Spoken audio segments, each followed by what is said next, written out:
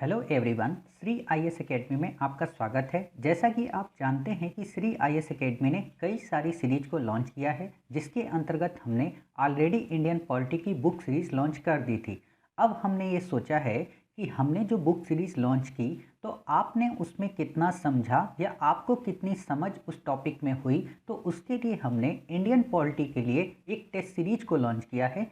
ये test series बिल्कुल current affairs के टेस्ट सीरीज की तरह 5 एमसीक्यू पे आधारित होगी और इसमें लगभग आपको 35 टेस्ट के आसपास मिलेंगे, जो कि आपकी इंडियन पॉलिटी के उन सारे इंपॉर्टेंट टॉपिक को कवर करेंगे, जिससे आपको पॉलिटी अपने आप पूरी याद हो जाएगी और किसी भी तरह का क्वेश्चन अगर आपको मिलेगा आप उसे अच्छे से सॉल्व कर सकते हैं। ये सारे एमसीक्यू जो बनाए गए हैं वो या तो बैक ईयर के पेपर से कुछ ना कुछ लिए गए या फिर मूल रूप से खुद से गढ़े गए। तो चलिए शुरू करते हैं। आज से हम अपनी इंडियन पॉलिटी की टेस्ट सीरीज, ये हमारा पार्ट 1 है। जैसा कि आप ये देख रहे हैं कि ये टेस्ट 1 है, तो शुरू करते हैं। हमारा पहला क्वेश्चन क्या है? पहला क्वेश्चन है 1773 के रेगुलेटिंग एक्ट के संदर्भ में कौन सा कथन सत्य है? आपको पता है कि हम इन वर्डों पे ज़्यादा फोकस करते हैं कि सत्य पूछा है कि असत्य पूछा है। क्लियर? तो देखते हैं हमारा पहला क्या है। भारत में केंद्रीय प्रशासन की नींव रखी। नंबर 2, बंगाल के गवर्नर को भारत का गवर्नर जनरल पद नाम दिया गया। नंबर 3, वॉरेन हेस्टिंग्स प्रथम भारत के गवर्नर जनरल थे। नंबर 4, सर्वोच्च न्यायालय का गठन किया गया। उम्मीद है आपने इनमें से सारे ऑप्शन पढ़ लिए होंगे। ठीक, तो अब हम इनके ऑप्शन देखते हैं। ऑप्शन है केवल एक, ऑप्शन है केवल 2, 3, 4, ऑप्शन है केवल 1, 4, ऑप्शन डी केवल 4। तो देखते हैं पहला। आपको पता है भारत में केंद्रीय प्रशासन की नींव किसने रखी थी सबसे पहले? 1773 के अधिनियम ने। बिल्कुल सही बात है, तो आपका ये ऑप्शन सही हो गया। दूसरा आपने पढ़ा था कि बंगाल के गवर्नर को क्या भारत का गवर्नर जनरल पद नाम दिया गया? तो नहीं, बंगाल के गवर्नर को बंगाल का गवर्नर जनरल पद नाम दिया गया। ठीक, भारत का गवर्नर जनरल पद नाम कब दिया गया? 1833 के एक्ट के अंतर्गत। क्लियर? तो ये ऑप्शन आपका गलत हो गया। फिर है तीसरा, वॉरेन हेस्टिंग प्रथम भारत के गवर्नर जनरल थे? तो नहीं, प्रथम भारत का गवर्नर जनरल कौन था? Lord William Bentinck. Clear? Warren Hasting क्या थे? बंगाल के प्रथम गवर्नर जनरल। क्लियर? तो ये ऑप्शन भी आपका कट गया। अब आप लास्ट वाला देखिए। लास्ट है सर्वोच्च न्यायालय का गठन किया गया। तो आपको पता है कि हाँ, सुप्रीम कोर्ट का गठन तो 1773 के एक्ट के तहत किया गया था और संघीय न्यायालय का गठन 1935 के एक्ट के तहत किया गया। यानी कि हमारा चौथा सही है और पहला सही है। अब आप देखिए, दूसरा जब गलत हो गया, तीसरा जब गलत हो गया, तो आप एलिमिनेट करिए। दूसरा आपका गलत है तो बी ऑप्शन आपका कट गया। तीसरा गलत है आपका, तो इसमें तो दिया नहीं है। खैर, हमें पता है कि पहला सही है, पहला सही है, तो चौथा अपने आप एलिमिनेट हो गया। अब 2 बचते हैं। आपको पता है कि हाँ, सी भी हम चौथा भी हमारा सही है, यानी कि इसका ऑप्शन क्या होगा? जल्दी बताइए, क्या सी होगा? याद करिए, इसका ऑप्शन क्या होगा? सी, भारत में केंद्रीय प्रशासन की नींव रखी। ठीक है, यानी कि 1 और 4। क्लियर हो गया। फिर दूसरा है हमारा क्या? दूसरा हमारा क्या है? चार्टर एक्ट 1833 के संबंध में निम्नलिखित कथनों पर विचार कीजिए। इसमें क्या है? नंबर 1, सिविल सेवकों की भर्ती एवं चयन हेतु खुली प्रतियोगिता व्यवस्था का शुभारंभ किया। ठीक। इसमें दूसरा क्या? पहली बार भारतीय केंद्रीय विधान परिषद में स्थानीय प्रतिनिधित्व प्रारंभ किया। ठीक। तीसरा, नियंत्रण बोर्ड व कोर्ट ऑफ डायरेक्टर्स की समाप्ति की गई। ठीक। चौथा है, भारत में विकेंद्रीकरण की प्रक्रिया की शुरुआत हुई। क्वेश्चन क्या पूछा है? सही कथन कौन कौन से हैं? तो पहला है 1, 2, 3, दूसरा 2, 4, तीसरा 1, 3, चौथा डी। ठीक, तो चलिए अब इन ऑप्शंस को हम देखते हैं। आपको पता होना चाहिए कि भारत में जो विकेंद्रीकरण की शुरुआत है वो किस अधिनियम के तहत हुई? 1861 के अंतर्गत। क्लियर? आप देखोगे नियंत्रण बोर्ड व कोर्ट ऑफ डायरेक्टर की समाप्ति कब हुई? आपको पता है किस अधिनियम के तहत? 1858 के तहत। हालांकि 1858 के तहत विकेंद्रीकरण भी शुरू हो चुका था, आप उसको भी ऑप्शन में कर सकते हो। दूसरा है, पहली बार भारतीय केंद्रीय विधान परिषद में स्थानीय प्रतिनिधित्व प्रारंभ हुआ। हाँ, ये तो ठीक है।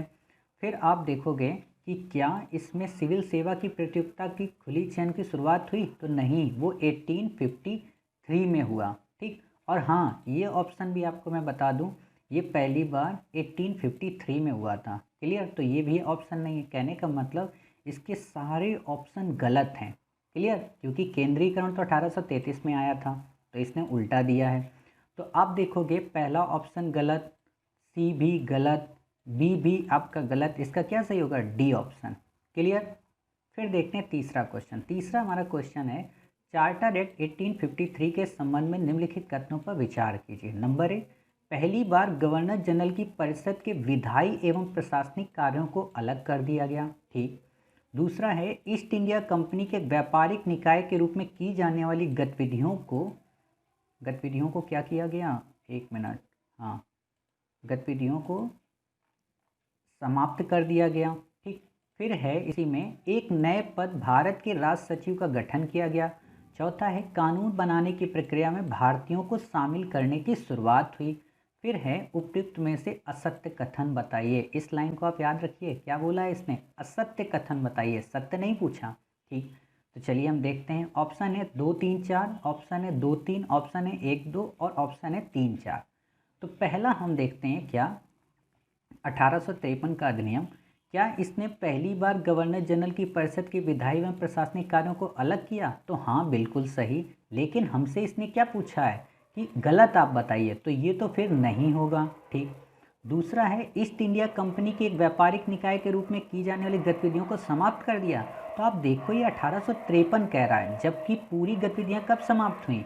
बताइए, 1833 में। तो ये ऑप्शन आपका गलत हो गया। ऑप्शन तो गलत है, लेकिन आपसे पूछा क्या है? असत्य।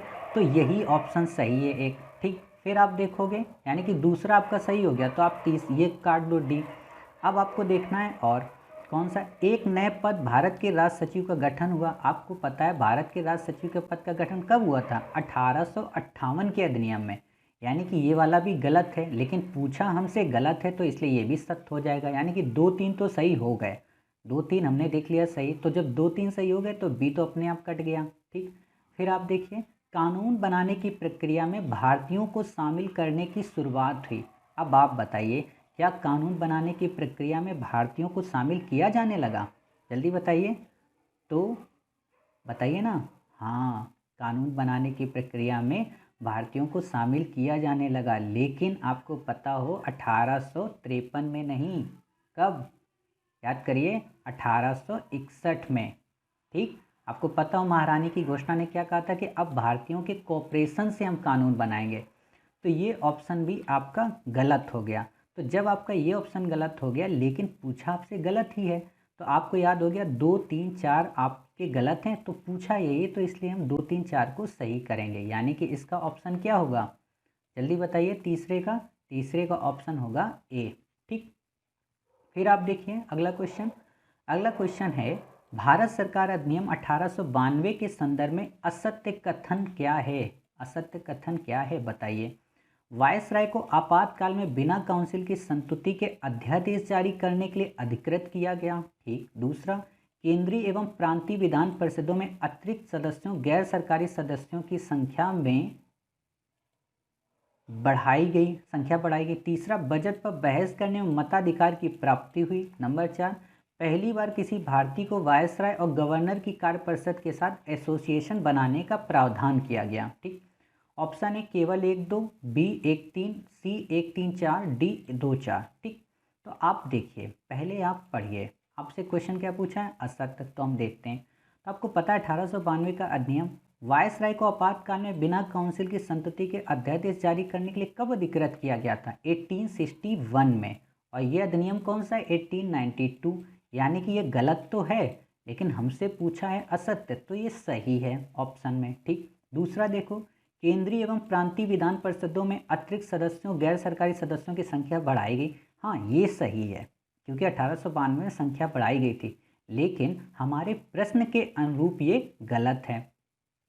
क्या है? प्रश्न के अनुरूप हमारे ये गलत है, यानी कि दूसरे को हम अपने ऑप्शन में नहीं देखेंगे, क्योंकि ये ऑलरेडी सही है और हमसे पूछा है सही। तो अभी तक हमें पहला ही मिला है, तो आप देखोगे पहला मिला है, तो डी अपने आप कट गया। फिर आप दूसरा देखो, बजट पर बहस करने एवं मताधिकार की प्राप्ति हुई। ये तो पता है कि बजट पर बहस करने का अधिकार मिला था, लेकिन वोटिंग राइट तो 1909 के अधिनियम में मिला ना।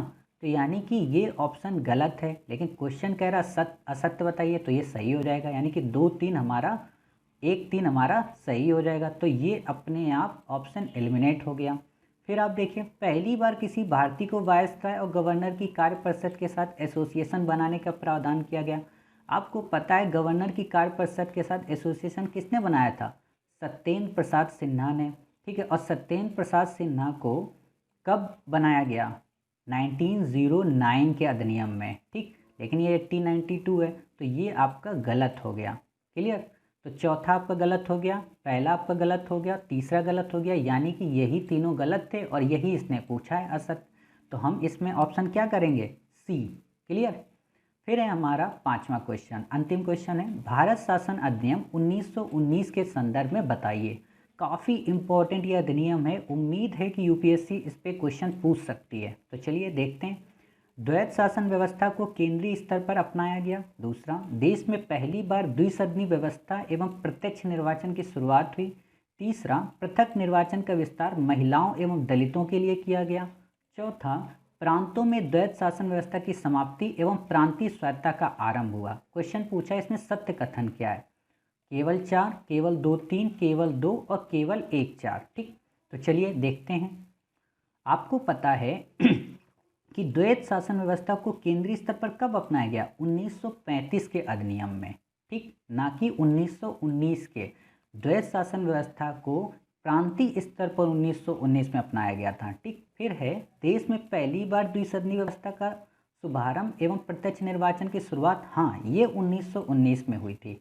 तो ये आपका ऑप्शन सही है, ये आपका ऑप्शन क्या है? गलत हो गया। ठीक, फिर है तीसरा, पृथक निर्वाचन का विस्तार महिलाओं एवं दलितों के लिए किया गया। तो नहीं, ये विस्तार 1935 के अधिनियम में किया गया, यानी कि पहला तीसरा कट हो गया, दूसरा आपका यहाँ पे सही है। तो आपने यहाँ पे देखा अभी दूसरा सही है, तो ये आपका डी कट गया, ए कट गया, अभी केवल दूसरा बचा। अब तीसरा चेक करते हैं। तीसरा हमने चेक तो कर लिया है ना? हाँ, तीसरा हमने चेक कर लिया, गलत है। आपका ऑप्शन तो आ ही गया एक हिसाब से, तीसरा भी गलत है, 2 आ गया, लेकिन दूसरा चेक तो कर लेते हैं। प्रांतों में द्वैध शासन की समाप्ति एवं प्रांतीय स्वायत्तता का आरंभ, भैया इसमें तो प्रांतियों में द्वैध शासन लाया गया था। ये तो किसका प्रोविजन है? 1935 के अधिनियम का। तो ये भी आपका गलत हो गया। ठीक, तो आपका ऑप्शन कौन सा बचा? बी। इस तरीके से हमने अपनी इंडियन पॉलिटी के क्वेश्चन सॉल्व किए। पहले का बताइए क्या था? जल्दी याद कीजिए, जल्दी कहाँ गया? हाँ, ये आपका, एक मिनट, पहले का आपका यहाँ पे क्वेश्चन क्या है?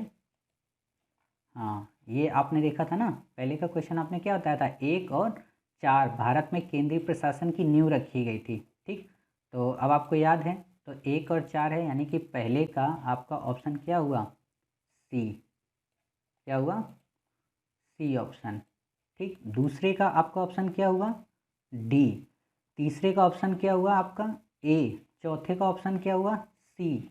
अब पाँचवें का आपका ऑप्शन क्या हुआ? जल्दी बताइए। पाँचवें का ऑप्शन आपका हुआ बी। क्लियर?